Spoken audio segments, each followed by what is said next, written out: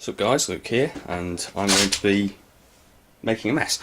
We're going to do the inaugural episode of Luke's laptops. So these are basically laptops that I own. Some of them I'm fixing up and selling on. You may recognise this one from the very rushed previous video. This is my Advent 7094. It's an Intel Celeron M laptop with a 1.5 GHz CPU. It's shipped new with 256 megabytes of RAM, 40 gigabyte hard drive, and DVD rewriter. Two of these you may remember from the previous video. The hard drive cover has come off the other one. I had to buy a RAM cover. I put 256 megs of RAM in this for temporary testing purposes. We have the EM G320L1 battery, which is stone dead, doesn't take any of the charge. It's just a standard battery pack, which unlock the latch there, slip that up. And can I do this one handed? I'm not sure I can. Doesn't look like it, does it? There we go. It's just a pretty standard 14.8 volt battery. Trying to see if there's a date code on the battery itself. Doesn't look like it. There's a date code on the laptops that shows a hail from 2006, so these were definitely low-end systems for that time. Trying to slot the battery back in without failing too much. Check I'm not zoomed in too far. Okay, come on battery. Why is this? Oh, I know it's working. It's on camera and I put it in backwards. There we go. Look at that. So, processor fan, I'm not certain 100% it's working in this one. I've not actually seen it spin up. And there's no hard drive in this yet. Now, the Advent 7094 was part of a bunch of laptops sold by Curry's, Dixons and PC World. And they were basically rebadged ECS 321 systems. You can see the system specs here.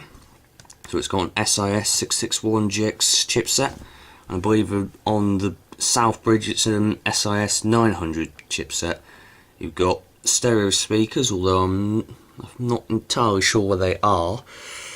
And it's got 4 USB ports, and it's got a VGA port, and a PS2 port, microphone, which is there, and you've got 100 megabit LAN, 56k modem, and some email hotkeys, which are sort of up here.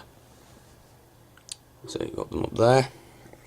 You can see the fan through there. You can see that light indicates it's not charging. So if we just flip the top down again, flip up to the back, you can see the USB ports, the microphone and the headphone jack, the PS2 port. You can see where the artifacts for the slots of a serial port and a parallel port would be, but they're not populated on this model. And you've got your VGA port, there's your Ethernet and your modem. There's the DVD-RW drive, which definitely appears to be functional. I haven't yet repopulated all the screws in this screen. It's a metal screen. The hinge is fairly good. There's a little bit of play in that one. The other one's solid. I do have another one of these, but the hinge is gone on it, and it's therefore not really worth fixing. I've replaced the 9 key with one from the other laptop, and I had to fix the membranes so that the 8 key could go on properly.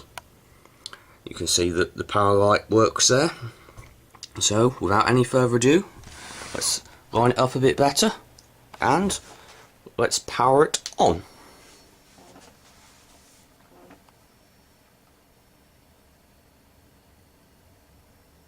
There you go, there's your Celeron M basic setup.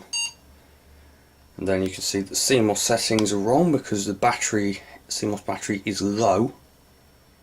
Actually, I've not seen it come up saying wrong, usually just says low. Interesting. So that didn't like something when I last went into BIOS. Okay, as you can see, It says 224 meg of RAM because it's taking 32 meg for the onboard graphics. You can see that there's your DVD drive. There's no USB storage on it. You've got processor identified properly. The BIOS date is July 2006, which is quite late in the lifespan of something like this, and certainly the casing. So if I press F1, I can run setup. You'll see that the time has slipped just a little bit. I can move that out because it might not be that. Whoops, that was not the button I meant to press. So as you can see, the time slipped just a little bit, and there's your DVD drive. No IDE master installed. The Celeron M processor. Then you've got USB configuration. There's the shared memory. And you've got the boot device setup, basic security, and pretty much that's about it for this fairly simple BIOS. It's an AMI BIOS. Something you don't tend to see nowadays, I don't think. Mind you, BIOS itself is heading on the way out. So all this computer needs now is a hard drive, and possibly some attention to the fan. Hopefully not. I'll possibly be sticking some more memory in it. But if you have any questions or comments, or you're new to my channel, feel free to subscribe and leave any comments that you have to make. I shall see you here in the very near future. Adios, guys.